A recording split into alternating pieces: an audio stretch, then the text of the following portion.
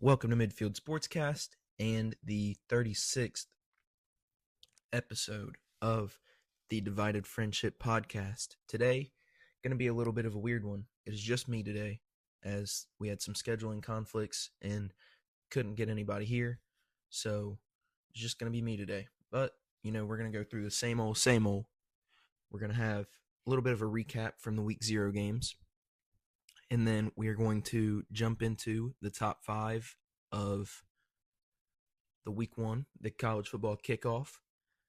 And then I'll give my upset pick of the week.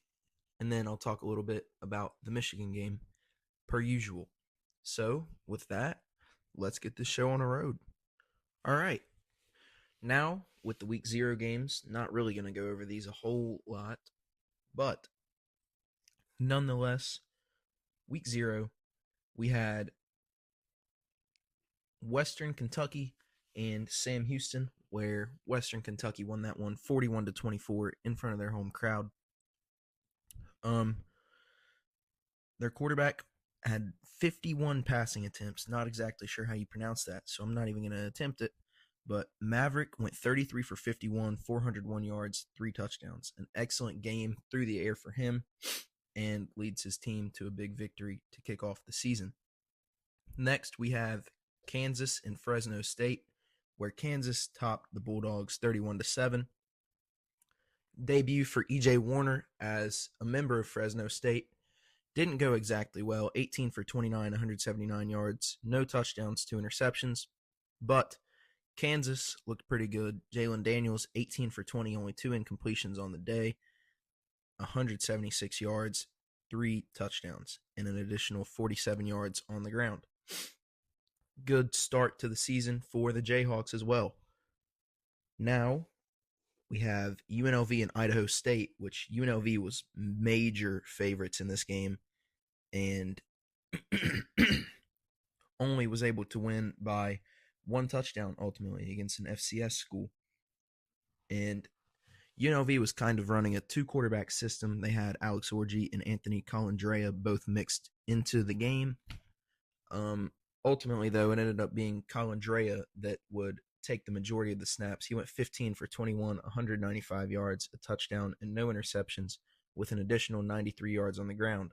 Alex Orji, 3 for 3, 37 yards, and 34 yards, and a touchdown rushing. Also, though, Jaden Thomas, the running back for UNLV, 10 carries, 147 yards, 3 touchdowns. Really, really good performance from him. Also note, Jaden Bradley had a 131-yard game receiving. So, Dan Mullen's first game as their coach, a little bit shaky, but I'm sure he can figure it out and the team will really find their footing. But a little disappointed for the first game. Now with Stanford and Hawaii. Hawaii was favored in this game, I do believe. Kind of crazy to think about. They're favored over a Power 4 Stanford team. But they ended up winning 23-20 in front of their home crowd. Ben Goldbrinson, I'm not really sure why he's their starter. I don't think he's a very good quarterback, and he really did not play like it in this game either. 15 for 30, 109 yards, no touchdowns, 1 interception. Micah Ford for Stanford went for 113 yards and a touchdown on the ground. Now for Hawaii, Micah Alahado, 27 for 39, 210 yards, 2 touchdowns, no interceptions. Big game for him, and was able to pull out the win for the Rainbow Warriors. Now, obviously, the game of Week 0, the Aer Lingus College Football Classic over in Ireland between number 22 Iowa State and number 17 Kansas State, where the final score was 24-21 in favor of the Cyclones. But a very entertaining game, a great start to the college football season. And, in this game, the conditions were not exactly ideal. Slippery football caused a lot of people to cough it up, and at the beginning of the game, it was madness. It was like every couple plays, fumble. But second half, it wasn't nearly as bad. Iowa State had 2 fumbles, and Kansas State had 2 fumbles. Kansas State also had the muffed punt mixed in there. And then for Iowa State, statistically, Rocco Becht, 14 for 28, 183 yards, 2 touchdowns, no interceptions, an additional rushing touchdown on the ground. Carson Hansen, their leading rusher, 16 carries, 71 yards. And their leading receiver, Brett Elskadin, had 3 catches for 46 yards and a touchdown. Dominic Overby also had a touchdown. Now for Kansas State, Avery Johnson, 21 for 30, 273 yards, 2 touchdowns, no interceptions, an additional touchdown on the ground as well. Joe Jackson was their leading rusher, 12 carries for 51 yards. Leading receiver, Jace Brown, 4 catches, 78 yards, and a touchdown, and Jerron Bradley had 75 yards on 3 catches, also 1 for a touchdown. But really for that game, that's about it. It was a pretty good football game, and really was a great start to the 2025 college football season between 2 pretty good Big 12 teams that may even end up running into each other in the Big 12 championship. Who knows? We'll just have to see how that plays out. But that is the recap for week 0. As you know, there's not a whole lot of games to talk about, but those are the 5 that were played last week. All right, on to the top 5 games for week 1 of college football. We've got the top 5 for this week is Ohio State versus Texas, Clemson versus LSU, Tennessee versus Syracuse, Notre Dame versus Miami, and then Alabama versus Florida State. So first we will look at, what do we want to look at first? We'll go Tennessee versus Syracuse in the Aflac kickoff. Kicks off at 12 on ABC. Tennessee, 13.5 point favorites over the Syracuse Orange. For me, this will be interesting for Syracuse. First time looking at them without Kyle McCord under center. New quarterback, Steve Angeli from Notre Dame last year. He got a little bit of action in the college football playoffs when Riley Leonard had to come out for a little bit. And I really liked what I saw. But also for Tennessee, new quarterback as well. As we know, Nico left off to UCLA, and they kind of did a trade. Joey Aguilar previously was at UCLA by way of App State, and he, whenever Nico arrives to UCLA, hops in the portal, goes on over to Tennessee, where he has won their starting job, and he will be their quarterback for week 1 at least. Tennessee, number 24, Syracuse unranked. I really think the key deciding factor of this game is going to be Tennessee's defense. I don't think that their offense is going to have to do a whole bunch, but I do think that Tennessee's defense will really keep this game kind of in check for the majority, and I think Tennessee wins this one 31-14. Now, let's go look at what everybody else thinks. Maddox thinks that Tennessee will win 30-14, and Luke has picked Tennessee to win 30-24. So that is all the predictions we have for this game. Unfortunately, could not get Quentin's predictions, but we have Maddox's and Luke's on hand. All right, next we will go down to Tuscaloosa, where Alabama heads to take on Florida State at 3:30 on ABC as well. Alabama, 14.5 point favorites in this game. Now, it should be interesting. Alabama will not have Jam Miller, as we know he will be sidelined for a little bit to start the season. So they're going to have to rely on young backs, especially like Richard Young. And also for Alabama, they're going to have a new quarterback. It'll be Ty Simpson that has won the starting job. and he will get the privilege to throw to Ryan Williams this season. And for Florida State, they also have a new quarterback, Tommy Castellanos, by way of Boston College. And this team will really be a new look type of team. So do not expect them to be similar to what they were last year. However, Alabama is Alabama. They brought back a ton of talent from last year's team, and especially on the O-line, and they have really, really good NFL caliber level of players along that front. So I'm going to take Alabama to win this one 34-15 over the Seminoles. And Maddox is going to pick Alabama to win 28-14. Luke picks Alabama to win 28-7. Next, we will go to the Sunday night game between Notre Dame and Miami. Pull it up real quick. This one will be on ABC at 7:30. Notre Dame is 2.5-point favorites over the Hurricanes.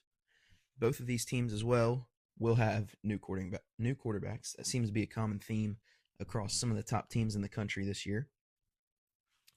Notre Dame will have C.J. Carr, who will replace Riley Leonard, and Miami will have Carson Beck by way of Georgia. And he's trying to come in and replace what Cam Ward did last year, which was really a special season for the Hurricanes. And you just take away their blown lead to Syracuse, and I think they're a college football playoff team instead of playing in the Pop-Tart Bowl versus Iowa State. So, I mean, both of these teams are ranked at 6 and 10 respectively for a reason. And I think this will be a really, really good football game to watch. I'm really excited to see Jeremiah Love play football again. He is a great football player. Likely will be the first running back taken in the 2026 NFL draft, barring no injuries to him. And I'm going to pick, in this game, I am going to pick in favor of Notre Dame. I'm going to pick Notre Dame to win this one 30-27. I think they are able to pull it out in the end. I think their defense gets a huge stop when they need it to secure the win.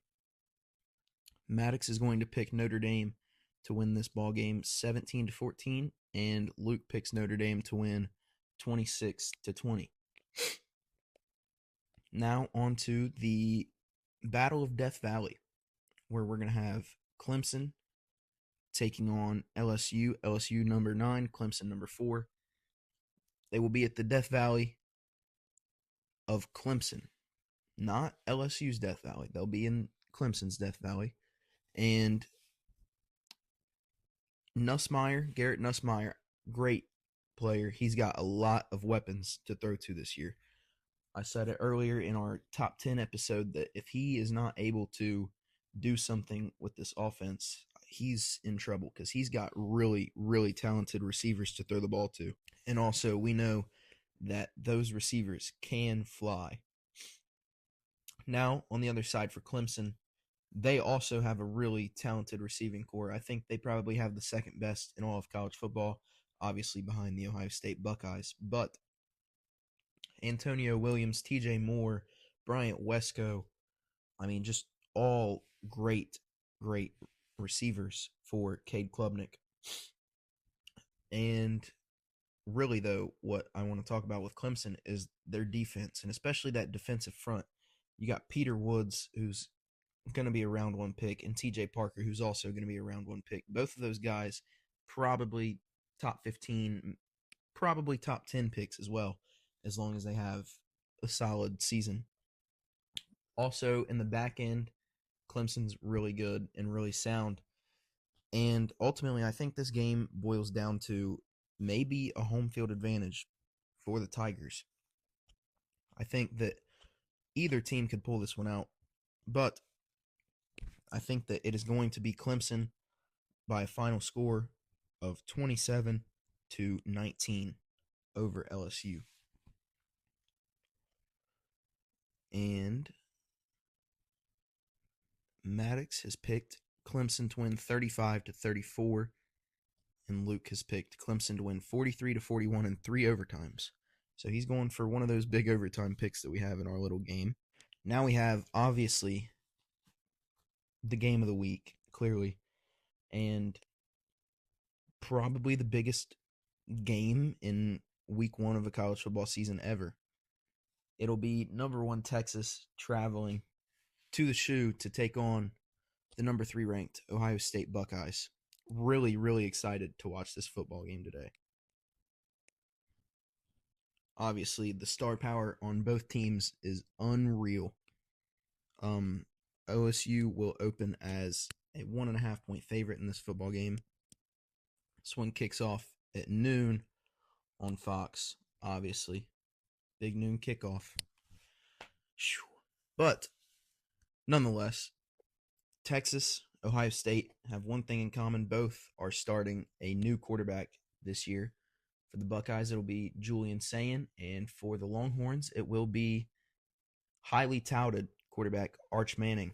It will not be his first career start, but it is his first start as the guy for this program. Obviously, last year was behind Quinn Ewers, who's now a member of the Dolphins. But it is Arch Manning's football team now. He's got great weapons everywhere. The receiving core is great.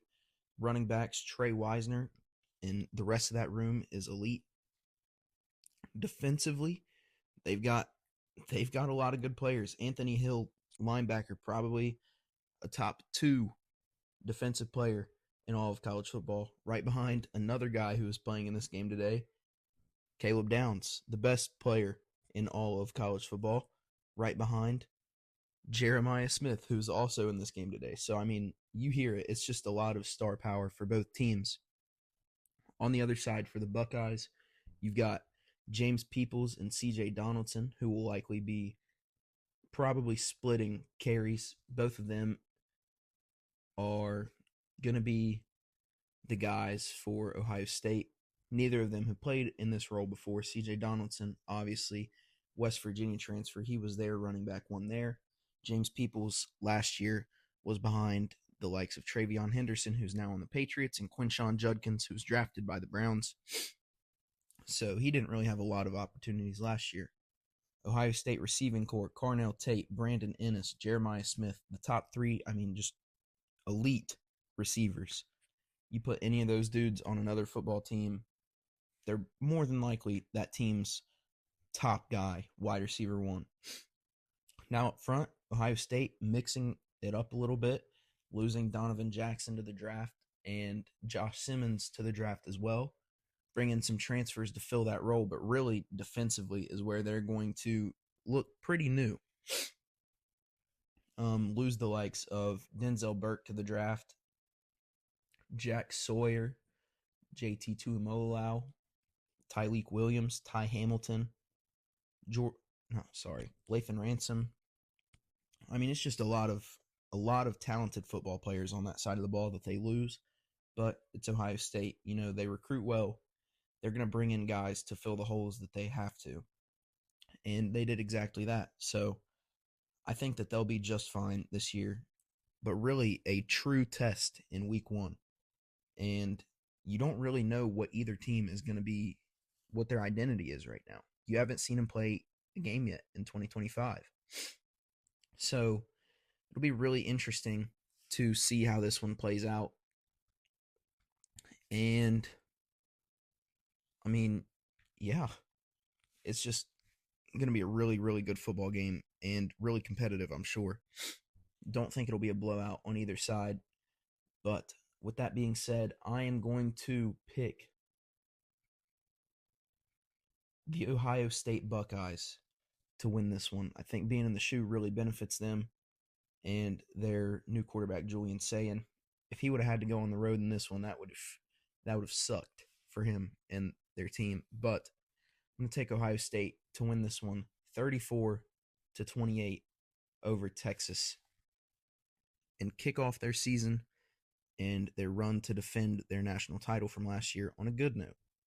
Maddox is going to pick Ohio State 27-23, and Luke is picking Ohio State to lose 28-18.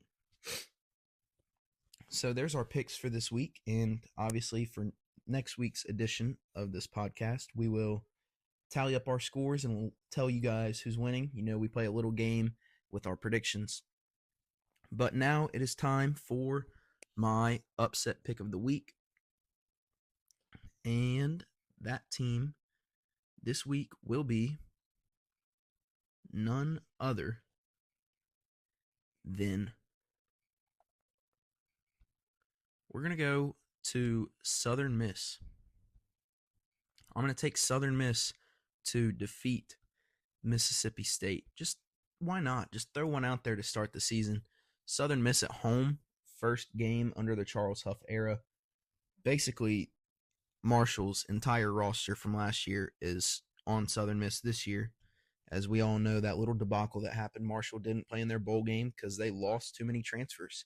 They all just left, so they had to forfeit their bowl game and won the Sun Belt, but unable to compete in the bowl. So I'm going to take Southern Miss over Mississippi State.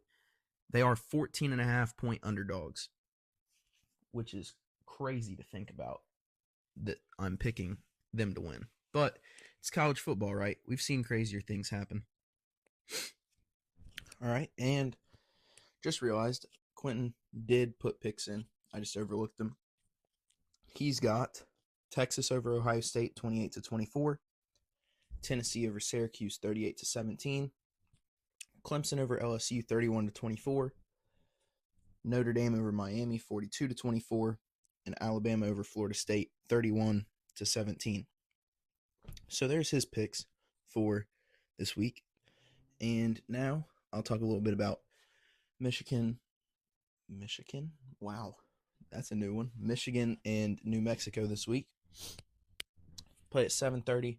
Michigan's like 34.5-point favorites. And actually, even though it's New Mexico, I'm really excited to watch this game. Obviously, new quarterback, Bryce Underwood.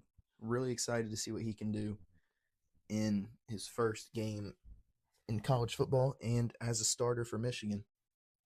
But also, running backs, Jordan Marshall, Justice Haynes, likely to split carries. Receivers, Donovan McCulley, Channing Goodwin, Samaj Morgan, Frederick Moore. One of those, Donovan McCulley, he is a transfer in from Indiana last year. He will probably be Michigan's wide receiver one. He's the go up and get it type of receiver. So, very excited to see what our offense is able to do, especially under new offensive coordinator. Nose itched. And, obviously, I'm really hoping he's a lot better of a play caller than Kirk Campbell because, it was just, at times, it was unbearable to watch last year. Completely unbearable. Didn't help that our quarterback play was very subpar and that our receivers were kind of meh. We're returning a good bit of them, but I think they'll be able to benefit from a new offensive coordinator. On the defensive side of the ball, really it is what you saw in the ReliaQuest Bowl versus Alabama that will be the product on the field for the Wolverines in 2025. So, very excited about that as we saw what they did to Alabama, who had most of their players on offense, if not all. I don't remember any opt-outs off the top of my head, but I'm really excited for Michigan football this year. I think that end of the season last year was really a step in the right direction for Sharon Moore, and I think this program will be back on track in no time. So, really excited for this year. But that being said, I'm going to pick Michigan to win 37-3. Why not? And that is all for this episode 36 of the Divided Friendship Podcast. And thank you guys for watching. Appreciate it. It's always much appreciated for the support and whatnot. But hope you guys enjoy your first week of college football being back, truly. And that's all I have for this kind of whack episode. But hey, we got you guys something. Thank you guys for listening. And as Maddox would say, adios.